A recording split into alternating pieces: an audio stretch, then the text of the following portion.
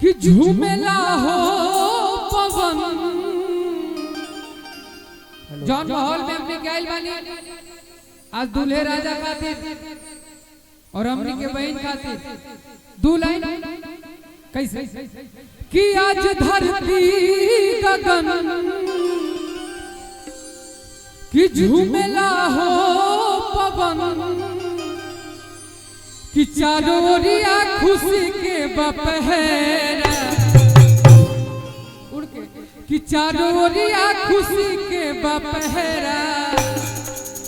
कि दूल्हे राजा के सर पे बसहरा सहरे में चमकताई चेहरा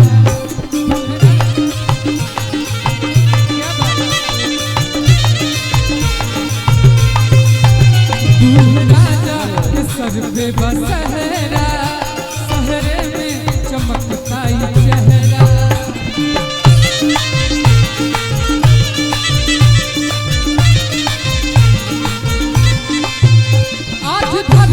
झूमेला हो पवन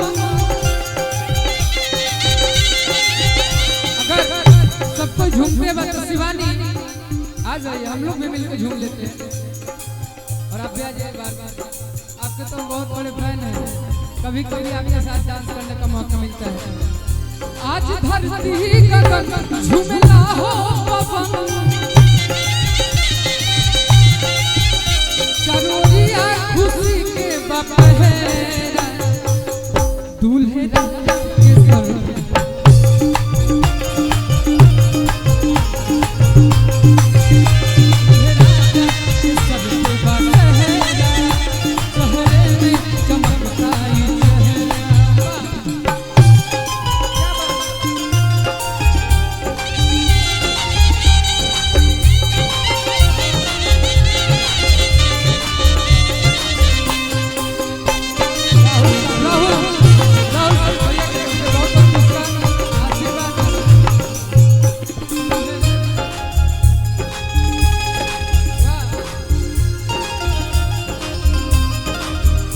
जितेंद्र भैया जितेंद्र भैया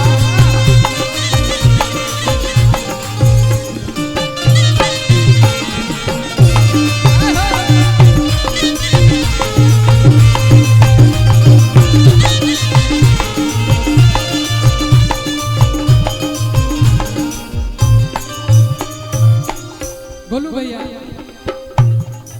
अगर आज हम मंच पे इतना कुछ बोली लाओ में आपके बहुत बड़ा योगदान है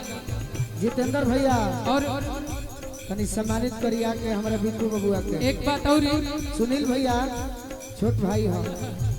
एक बात और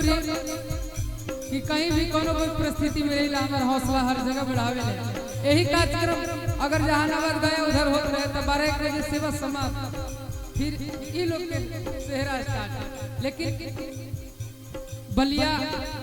आरा छपरा बक्सर कार्यक्रम ओरिजिनल भोजपुरी गावे वाला गवैया खातिर यही होला हमरा तो बुझल के इतना लेट से जाए तो शायद कोई रही है कि ना लेकिन इतना सुने वाला लोग बड़े दूल्हे राजा के सर पे बसहरा सहरे में चमकताई चेहरा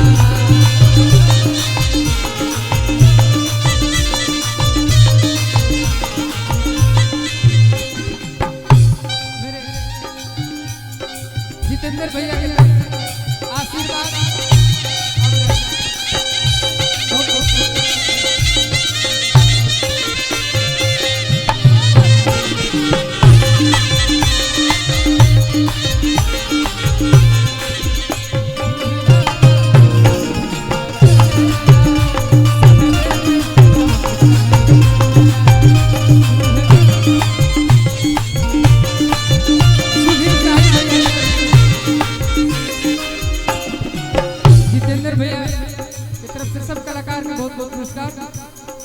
और सुधीर शाही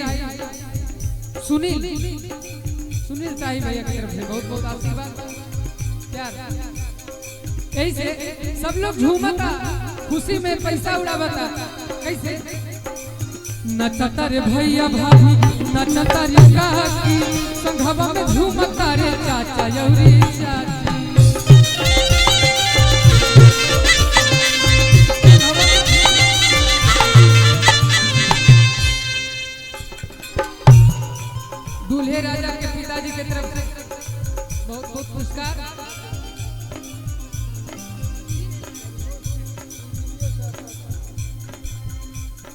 और प्रमोद चाचा इंजीनियर साहब पटना, उनका तरफ से भी बहुत बहुत पुरस्कार। आज भैया हमरा और फैन हो गए हैं सही में। बेटा है ना, बेटा है ना आपका बाबू, बेटा है ना। हाँ बेटा है ना।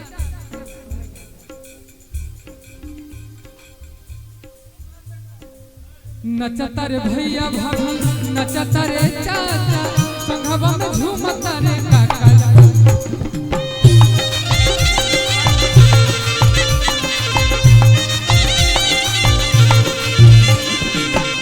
पटना छपरा जिला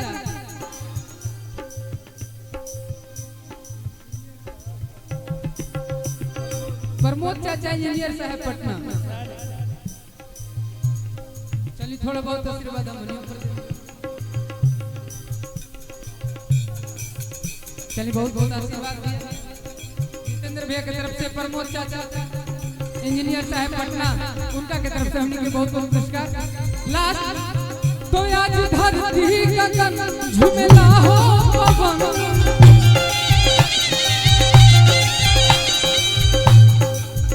लेकिन बोलू भैया एगो गाना गावेले यही में